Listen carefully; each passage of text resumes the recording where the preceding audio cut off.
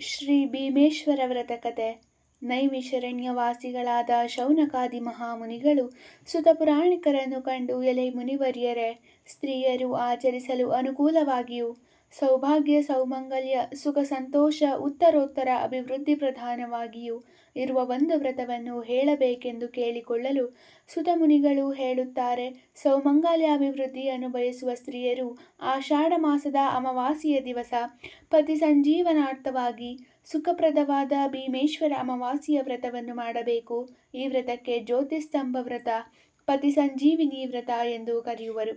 ಆ ದಿವಸ ಸ್ತ್ರೀಯರು ಮಂಗಳ ಸ್ನಾನವನ್ನು ಮಾಡಿ, ಪೂಜಾಗೃಹವನ್ನು ರಂಗೋಲಿಯಿಂದ ಅಲಂಕರಿಸಿ, ಪೀಠವನ್ನು ಹಾಕಿ, ಅದರ ಮೇಲೆ ಅಕ್ಕಿಯನ್ನು ಹರಡಿ, ಆ ಸ್ಥಳದಲ್ಲಿ 2 ಮಣ್ಣಿನ ಬೊಂಬೆಗಳನ್ನು ಜ್ಯೋತಿಸ್ತಂಭವೆಂಬ ವಿಧಾನದಿಂದ ಒಂದು ದೀಪವನ್ನು ಇಟ್ಟು, ಉಮಾಸಹಿತನಾದ ಮಹೇಶ್ವರನನ್ನು ಆವಾಹಿಸಿ ಜ್ಯೋತಿರ್ಮಹಾತ್ಮನೆಂದು ಭಕ್ತಿಯಿಂದ ಧ್ಯಾನಿಸುತ್ತಾ, ತುಪ್ಪದ ದೀಪವನ್ನು ಹಚ್ಚಿರುವ ದೀಪಸ್ತಂಭವನ್ನು ಆ ಸ್ಥಳದಲ್ಲಿಟ್ಟು, ಆ ಸ್ತಂಭದಲ್ಲಿರುವ ಉಮಾಮಹೇಶ್ವರರನ್ನು ಭಕ್ತಿಯಿಂದ ಪೂಜಿಸಿ, ಗೋಧೂಮ ಪಿಷ್ಟದಿಂದಲೂ ಕಡುಬುಗಳಿಂದಲೂ ನೈವೇದ್ಯ ಮಾಡಿ, ಅದನ್ನು 100ರಂತೆ ಅರ್ಚಕರಿಗೆ ಉಪಾಯನವಾಗಿ ಕೊಡಬೇಕು.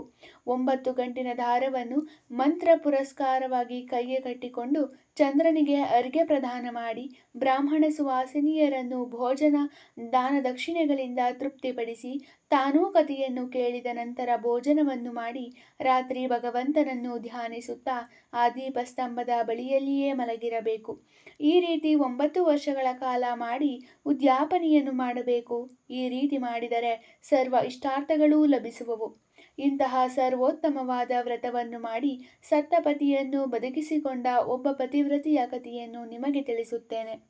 ಪೂರ್ವದಲ್ಲಿ ಸೌರಾಷ್ಟ್ರ ದೇಶದಲ್ಲಿ ವಜ್ರಬಾಹುವೆಂಬ ರಾಜನು ಧರ್ಮದಿಂದ ರಾಜ್ಯಭಾರ ಮಾಡುತ್ತಿದ್ದನು. ಸಾಧ್ವಿಯಾದ ಪತ್ನಿಯು ಸರ್ವಶಾಸ್ತ್ರ ಸುಂದರನೂ ಧೈರ್ಯವಂತನೂ ಆದ ವೈಜಶೇಖರನೆಂಬ ಒಬ್ಬ ಮಗನೂ ಇದ್ದರು. ಪ್ರಾಪ್ತವಯಸ್ಕನಾದ ಮಗನಿಗೆ ಮದುವೆ ಮಾಡಬೇಕೆಂದು ಯೋಚಿಸುತ್ತಿರುವಲ್ಲಿಯೇ ಅವನು ದೈವಯೋಗದಿಂದ ಮೃತನಾದನು. ಅತ್ಯಂತ ದುಃಖತಪ್ತರಾದ ಆ ರಾಜದಂಪತಿಗಳು ಮೃತನಾದ ಪುತ್ರನ ಕಳಬೆರಕೆ ವಿವಾಹವನ್ನು ಮಾಡಿ ಸಂತೋಷಿಸಬೇಕೆಂದು ಯೋಚಿಸಿ, ಈ ನನ್ನ ಮೃತನಾದ ಮಗನಿಗೆ ಮದುವೆಗಾಗಿ ಹೆಣ್ಣು ಕೊಡತಕ್ಕವರಿಗೆ ಲಕ್ಷದ್ರವ್ಯವನ್ನು ಕೊಡುವೆನೆಂದು ಪಟ್ಟಣದಲ್ಲೆಲ್ಲ ಡಂಗೂರವನ್ನು ಹೊಡೆಸಿದರು. ಆ ಪಟ್ಟಣದಲ್ಲಿ ವೇದಾಂಗದ ಸಕಲ ಶಾಸ್ತ್ರ ಪಾರಂಗತನೂ ಅಗ್ನಿಹೋತ್ರ ಕರ್ಮನಿರತನೂ ದಾರಿದ್ರ್ಯನೂ ಆದ ಮಾಧವ ಶರ್ಮನೆಂಬ ಬ್ರಾಹ್ಮಣನಿಗೆ ಪತ್ನಿ, 5 ಜನ ಹೆಣ್ಣು ಮಕ್ಕಳು, 9 ಜನ ಗಂಡು ಮಕ್ಕಳಿದ್ದರು. ಮಾಧವ ಶರ್ಮನು ತನ್ನ ಪತ್ನಿ ಸುಶೀಲೆಗೆ ಡಂಗೂರದ ವಿಷಯವನ್ನು ತಿಳಿಸಿ, ತಾನು ಪೂರ್ಣ ವಿದ್ಯಾವಂತನಾಗಿದ್ದರೂ ನಾವು ದಾರಿದ್ರ್ಯದಿಂದ ಪೀಡಿತರಾಗಿದ್ದೇವೆ, ಮಕ್ಕಳಿಗೆ ಸರಿಯಾಗಿ ಆಹಾರ ಕೊಡಲು ಸಾಧ್ಯವಾಗಿಲ್ಲ. ಆದ್ದರಿಂದ ನಮ್ಮ 5 ಜನ ಹೆಣ್ಣು ಮಕ್ಕಳಲ್ಲಿ ಒಬ್ಬಳನ್ನು ಆ ರಾಜಪುತ್ರನಿಗೆ ಕೊಡೋಣವೆಂದು ಹೇಳಲು, ಮೊದಲು ಅವನ ಮಾತಿಗೆ ಸಮ್ಮತಿಸಿದ ಸುಶೀಲೆ ನಂತರ ಪತಿಯ ಮಾತಿಗೆ ಒಪ್ಪಿದಳು.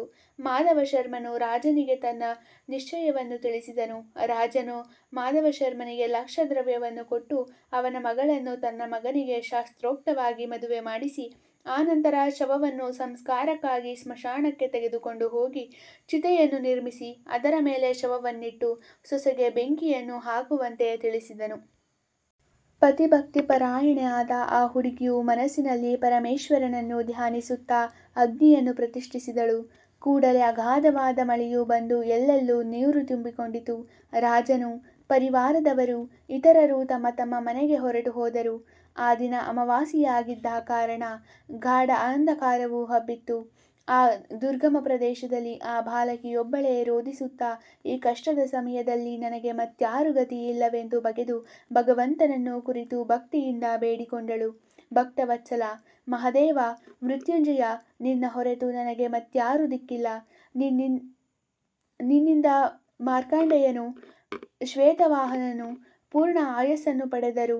ರತಿದೇವಿಗೂ ಮಾರ್ಕಂಡೇಯನ ಪತ್ನಿಗೂ ನಿನ್ನ ಸೌಭಾಗ್ಯವು ದಯಪಾಲಿಸಿದೆ. ಹಾಗೆಯೇ ನನ್ನ ಪತಿಜೀವವನ್ನು ಉಳಿಸಿ ನನ್ನ ಸೌಭಾಗ್ಯವನ್ನು ಕಾಪಾಡು ಎಂಬುದಾಗಿ ಪರಶಿವನನ್ನು ಬೇಡಿಕೊಳ್ಳುತ್ತಿದ್ದಳು. ಆಗ ದಯಾಳುವಾದ ಪರಮೇಶ್ವರನು ನಂದಿವಾಹನವಾಗಿ ಪಾರ್ವತಿಯೊಡಗೂಡಿ ಈ ಸ್ಮಶಾನಕ್ಕೆ ಬಂದು ಆ ಭಕ್ತಳಿಗೆ ದರ್ಶನ ಕೊಟ್ಟು ಆಗ ಆ ಕನ್ಯಾಮಣಿಯು ಭಕ್ತಿಯಿಂದ ಶಿವಪಾರ್ವತಿಯರಿಗೆ ನಮಸ್ಕರಿಸಿ ತನ್ನ ಪ್ರಾರ್ಥನೆಯನ್ನು ಅನುಗ್ರಹಿಸಿ ಕಾಪಾಡಬೇಕೆಂದು ಪ್ರಾರ್ಥಿಸಲು ಆಗ ಪರಮೇಶ್ವರನು ಆ ಭೀಮೇಶ್ವರ ಅಮಾವಾಸ್ಯೆಯ ವ್ರತವನ್ನು ಆಚರಿಸಲು ತಿಳಿಸಿ ವ್ರತಕ್ರಮವನ್ನು ವಿವರಿಸಿ ಅದರಂತೆ ನೀನು ಮಾಡಿದರೆ ನಿನ್ನ ಪತಿಯು ಜೀವಿಸುವವನು ಎಂದು ಹೇಳಿ ಅದೃಶ್ಯನಾದನು. ಕೂಡಲೇ ಆಕೆ ಸಂತೋಷಭರಿತಳಾಗಿ ಹತ್ತಿರದಲ್ಲೇ ಇದ್ದ ಮಣ್ಣಿನಿಂದ ದೀಪಸ್ತಂಭವನ್ನು ಮಾಡಿ ಆಲದ ಹಾಲನ್ನು ಎಣ್ಣೆಯನ್ನಾಗಿ ಹಾಕಿ ಆಲದ ನಾರಿನಿಂದ ಬತ್ತಿಯನ್ನು ಮಾಡಿ ಆಲದ ಎಲೆಗಳನ್ನು ವಿಳೆದೆಲೆಯನ್ನಾಗಿಸಿ ಹಣ್ಣುಗಳನ್ನು ಅಡಿಕೆಯನ್ನಾಗಿಯೂ ಚಿಗುರು ಗರಿಕೆಗಳನ್ನು ಹೂವಾಗಿಯೂ ಮಾಡಿಕೊಂಡು ಮಣ್ಣಿನ ಉಂಡೆಗಳಿಂದ ಕಡುಬುಗಳನ್ನು ಮಾಡಿಟ್ಟುಕೊಂಡು ಭಕ್ತಿಯಿಂದ ಮನಸ್ಸಿನಲ್ಲಿ ಧೂಪ ದೀಪ ನೈವೇದ್ಯ ತಾಂಬೂಲ ದಕ್ಷಿಣೆಗಳನ್ನು ಸ್ಮರಿಸುತ್ತಾ ಏಕಚಿತ್ತ ಮನೋಭಾವದಿಂದ ದೃಢ ಸಂಕಲ್ಪಳಾಗಿ ಭೀಮೇಶ್ವರ ವ್ರತವನ್ನು ಮಾಡಿ ಮುಗಿಸಿದಳು.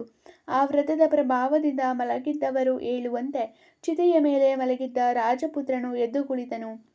ಸ್ಮಶಾನವೇ ಅರಮನೆಯಾಯಿತು. ಪಾರ್ಯಾಂಕವಾಯಿತು. ಆಗ ತನ್ನ ಗಂಡನ ಸ್ಥಿತಿಯನ್ನು ಕಂಡು ಸಂತೋಷದಿಂದ ಸತಿಪತಿಗಳಿಬ್ಬರೂ ಆನಂದಿಸಿದರು. ಬೆಳಗಾಗುತ್ತಲೇ ರಾಜಭಟ್ಟರು ಬಂದು ನೋಡಿ ಆಶ್ಚರ್ಯಪಟ್ಟು ವಿಚಾರವನ್ನು ರಾಜನಿಗೆ ತಿಳಿಸಲು ಆಶ್ಚರ್ಯ ಆನಂದಗಳಿಂದ ಕೂಡಿದ ರಾಜನು ಅಲ್ಲಿಗೆ ಬಂದು ನಡೆದುದೆಲ್ಲವನ್ನೂ ಕೇಳಿ ಆನಂದದಿಂದ ಅವರನ್ನು ಅರಮನೆಗೆ ಕರೆದುಕೊಂಡು ಹೋಗಿ ಬಡಬಗ್ಗರಿಗೆ ಅನ್ನ ಆಹಾರ ವಸ್ತ್ರಾದಿ ದಾನಗಳನ್ನು ಮಾಡಿ ಮಾಧವ ಶರ್ಮನನ್ನು ಬಹಳವಾಗಿ ಹೊಗಳಿ ಮನ್ನಿಸಿದರು. ಆಗ ದಂಪತಿಗಳು ನಂತರ ಇಹಲೋಕದಲ್ಲಿ ಸಕಲ ಸೌಭಾಗ್ಯಗಳನ್ನು ಅನುಭವಿಸಿ ಅಂತ್ಯದಲ್ಲಿ ಶಿವ ಸಾನ್ನಿಧ್ಯವನ್ನು ಸೇರಿದರು ಎಂದು ಸುತಮುನಿಗಳು ಶೌನಕಾದಿಗಳಿಗೆ ಹೇಳಿದ ಸ್ಕಂದ ಪುರಾಣೋಕ್ತವಾದ ಈ ಪತಿ ಸಂಜೀವಿನಿ ವ್ರತ ಅಥವಾ ಜ್ಯೋತಿರ್ಭೀಮೇಶ್ವರ ಅಮಾವಾಸ್ಯೆಯ ವ್ರತ ಕಥೆಯು ಮುಕ್ತಾಯವಾಯಿತು. ಈ ವ್ರತವನ್ನು ಓದಿದವರು, ಹೇಳುವವರು, ಕೇಳಿದವರು ಸಂತಾನ ಸೌಭಾಗ್ಯಾದಿಗಳನ್ನು ಪಡೆಯುವವರು.